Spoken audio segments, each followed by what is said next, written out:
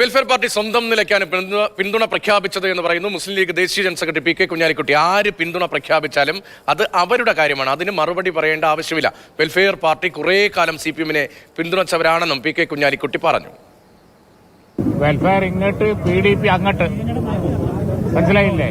അതവർ മറച്ചു വെക്കുകയാണ്. PDP അങ്ങോട്ട്, PDP സ്ഥിരമായി അവരുടെ കൂടെയാണ് എന്നുള്ളത് പറഞ്ഞത് കറക്റ്റാണ്. അപ്പൊ വെൽഫെയർ കുറെ കാലം അവരുടെ കൂടെ ആയിരുന്നു, ഇപ്പൊ വിട്ടതാണ്. ആ ഒരു വ്യത്യാസമുണ്ട്, ആ വ്യത്യാസമേ ഉള്ളൂ. അപ്പൊ അവരവരുടേതായ നിലക്ക് ഓരോ പാർട്ടികൾ പിന്തുണ പ്രഖ്യാപിക്കുന്നത് അത് UDF-ന്റെ തെരഞ്ഞെടുപ്പ് പരിപാടിയോ പോളിസിയോ ഒന്നും ബാധിക്കാൻ പോണില്ല.